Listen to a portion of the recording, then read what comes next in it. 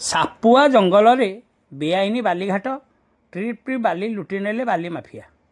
ଖଣ୍ଡପଡ଼ା ବନାଞ୍ଚଳ ଅଧିକାରୀଙ୍କ ନାକ ତଳେ ଚାଲିଛି ଏହି ବେଆଇନ ବାଲିଘାଟ। ଲୋକେ ଖବର ଦେବା ପରେ ମଧ୍ୟ ବିଭାଗ ବଡ଼ବଡ଼ିଆଙ୍କ ଚାପରେ ଚୁପ୍ ରହିଥିବା ବେଳେ ମାଲେମାଲ ହେଉଛନ୍ତି ଏହି ବାଲି ମାଫିଆ। ମିଳିଥିବା ସୂଚନା ଅନୁଯାୟୀ ସହରାଞ୍ଚଳ ଅଧୀନ 12 ନମ୍ବର ୱାର୍ଡ଼ ଗୋଳାପୋଖରୀକୁ ସଂଯୋଗ ରାସ୍ତାରେ ଥିବା ସୁନାମୁହିଁ ନଦୀ ପଠାରୁ ବେଧଡ଼କ ବାଲି ଚୋରାଚାଲାଣ ହେଉଥିବା ଦେଖିବାକୁ ମିଳିଛି। ସାପୁଆ ସଂରକ୍ଷିତ ଜଙ୍ଗଲ ଦେଇ ବହିଯାଇଥିବା ଏହି ସୁନାମୁହିଁ ନଦୀ ପଠାରୁ ଟ୍ରିପ୍ ବାଲି ଚୋରାଚାଲାଣ ନିମନ୍ତେ ସବୁ ନିୟମକୁ ଦଳିଚକଡ଼ି ଦେଇଛନ୍ତି ମାଫିଆମାନେ।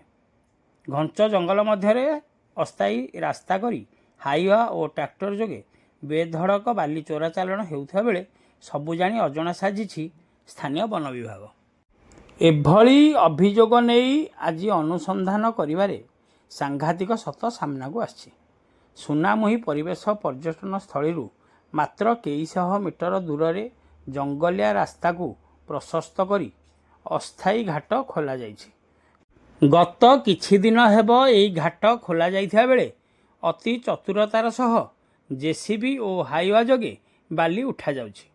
ସ୍ଥାନୀୟ ବନ ବିଭାଗ ସହ ମଧୁଚନ୍ଦ୍ରିକାରେ ଏଭଳି ବେପାର ଜମିଥିବା ବେଳେ ମାଲେମାଲେ ହେଉଛନ୍ତି ମାଫିଆ। ଏନେଇ ସ୍ଥାନୀୟ ଅଞ୍ଚଳ ଲୋକେ ରେଞ୍ଜରଙ୍କୁ ଖବର ଦେଇଥିଲେ ମଧ୍ୟ ସେ ଏହାକୁ ଘୋଡ଼ାଉଥିବା ନେଇ ଚର୍ଚ୍ଚା ହେଉଛି। ସେପଟେ ଜଙ୍ଗଲ ଖୋଳ କରି ମାଫିଆ ସଉକ ମେଣ୍ଟାଉଥିବା ସହରରେ ଚର୍ଚ୍ଚା ହେଉଛି। ଅନ୍ୟପକ୍ଷରେ ଦେଖିବାକୁ ଗଲେ ଏଥିଯୋଗୁଁ ରାଜ୍ୟ ସରକାର ବହୁ ରାଜସ୍ୱ ହରାଉଛନ୍ତି।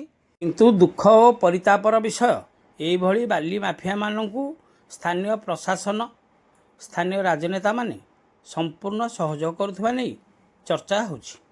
ଯାହାଫଳରେ ଏହି ବାଲି ମାଫିଆମାନେ ଇନ୍ଦ୍ରଚନ୍ଦ୍ର ମାନୁନଥିବା ମଧ୍ୟ ଲୋକେ କୁହାକୁହି ହେଉଛନ୍ତି। ଗୋଟିଏ ପଟେ ସ୍ଥାନୀୟ ଲୋକମାନେ ଏଥିନେଇ ଯେତେ ଅଭିଯୋଗ କରୁଥିଲେ ମଧ୍ୟ କୌଣସି ପ୍ରଭାବ ପଡ଼ୁନଥିବା ବେଳେ ବାଲି ମାଫିଆମାନେ ନିଜର କାୟା ବିସ୍ତାର ଜାରି ରଖିଥିବାରୁ ଏମାନଙ୍କ ପ୍ରତି ଜିଲ୍ଲା ପ୍ରଶାସନ ପକ୍ଷରୁ ଦୃଢ଼ କାର୍ଯ୍ୟାନୁଷ୍ଠାନର ଆବଶ୍ୟକତା ରହିଛି ବୋଲି ସହରର ଅନେକ ବୁଦ୍ଧିଜୀବୀ ମତ ଦେଇଛନ୍ତି।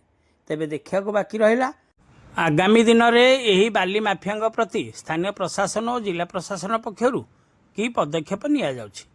ଖଣ୍ଡପଡ଼ାରୁ ସନ୍ତୋଷ କୁମାର ସାହୁଙ୍କ ରିପୋର୍ଟ, ଖଣ୍ଡପଡ଼ା ଖବର।